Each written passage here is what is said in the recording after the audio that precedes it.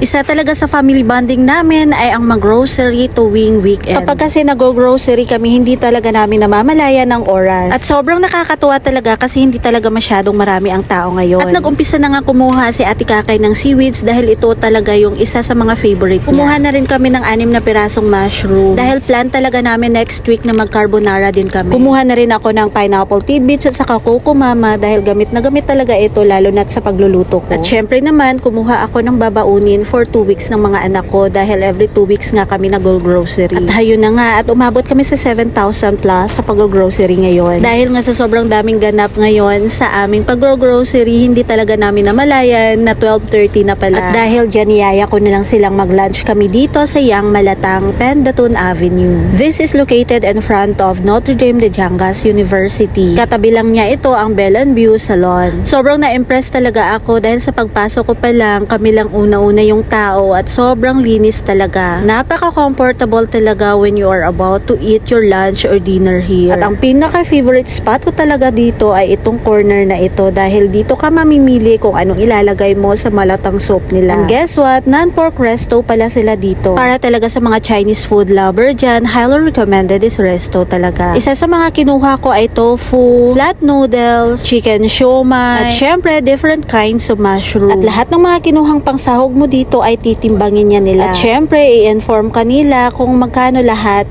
yung nalagay mo sa bowl na ito. At yung sa amin naman ay umabot ng 500 plus. At ewan ko na lang talaga kung mauubos namin ito. Kasi nga, pang maramihan yung servings nila dito. At ito na nga ang lahat ng mga kinuha namin. Nilagyan ko na rin siya ng gulay. And while waiting sa mga in-order namin, wala na namang imikan dahil lahat sila naka-cellphone. Ang maalala ko lang talaga ay 20 minutes kaming nagantay dito sa aming food. And after that, tuloy-tuloy na yung servings nila dito. At kung wala kayong dalang cash dito, pwede din naman credit card ang pambayad natin. At heto na nga, the long wait is over. At ito na yung mga in-order namin. Ito yung best seller nila na malatang soup. Yung fried rice naman nila, good for 2 to 3 person. At ito talaga ang pinaka-favorite ko sa lahat, yung garlic chicken nila. Paano ba yan? At kakain na muna kami. See you in my next mini vlog. Bye!